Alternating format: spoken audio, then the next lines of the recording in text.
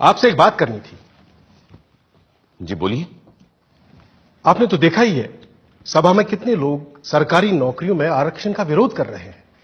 अब अगर schedule caste और शेड्यूल ट्राइब वालों को आरक्षण दिया गया तो आप तो जानते ही हैं फिर सिख, ईसाई, पारसी, मुसलमान कोई पीछे नहीं रह जाएगा। हाँ, मगर सिख, ईसाई, पारसी, मुसलमान या किसी और का मुकाबला अनुसूचित जनजातियों के साथ नहीं हो सकता। ये सारी जातियां पैसे वाली भी हैं और सोशली सिक्योर्ड भी। ठीक बात है, पर अगर एक बार आरक्षण का दरवाजा खुल गया तो देखिएगा सभी लोग अपना हक मांगेंगे और हिंदुओं के लिए सरकारी नौकरियों में जगह नहीं बचेगी, जबकि संख्या में वो सबसे ज्यादा है। आप चाहते क्या हैं? सिर्फ मैं ही नहीं, सरदार पटेल भी यही चाहते हैं कि हो सके तो संविधान में आरक्षण की बात ही हटा दी जाए। मेरे रहते संविधान से आरक्षण नहीं हटने वाला, चाहे आप कितना भी जोर लगा लें मुंशी जी। पर कोई रास्ता तो हो सकता है ना? हाँ, एक रास्ता है। मैं ही हट जाता हूं संविधान की ड्राफ्टिंग कमेटी से। अरे फिर आप लोग जैसा चाहें वैसा संविधान बना लीजिएगा। सुनिए भीमराव सुनिए तो। उस दिन से डॉक्टर अंबेडकर ने संविधान का मसौदा बनाने का काम बंद कर दिया और ये भी संदेशा भेज दिया कि वो ड्राफ्टिंग कमेटी से ही नहीं, लॉ मिनिस्टर के पद से भी इस्तीफा दे देंगे। ऐसे गुणी, मेहनती और जिम्मेदार इंसान के जाने की आशंका से खलबली मच जाना लाजमी था। अब एक ही रास्ता सामने था और एक ही संकटमोचक।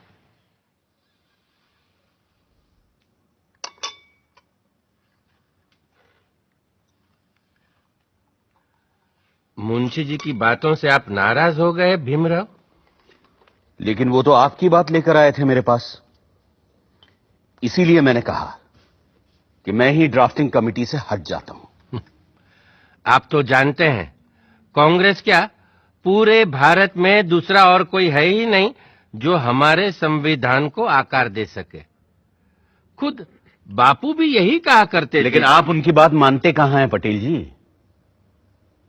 गांधी जी पिछड़ों को रिजर्वेशन देने की मेरी तजवीज से सहमत थे।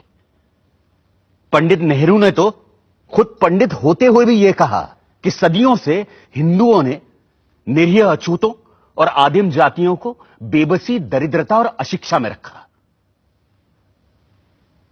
फिर अगर हमें उन्हें सबके साथ बराबर लाना है तो हमें उन्हें स्पेशल ट्रीटमेंट देना ही होगा। आपकी बात सही है, पर आप तो जानते हैं कि बड़े पदों पर हम मेरिट के आधार पर ही लोगों को ले पाएंगे।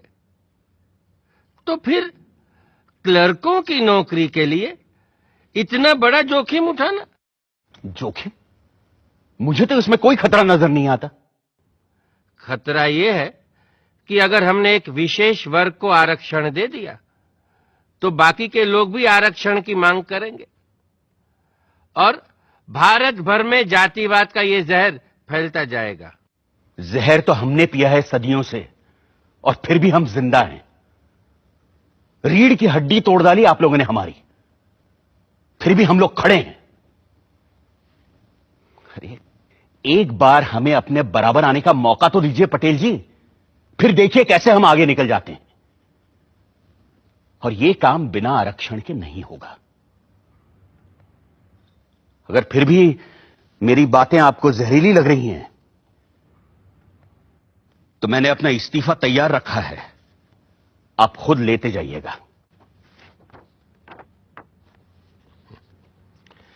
मैं बड़ा जिद्दी आदमी हूं अंबेडकर जी, लेकिन मूर्ख नहीं हूं, किसान हूं। देखकर ही बता सकता हूं कि कौन सा बीज कल मुझे अच्छी फसल देगा।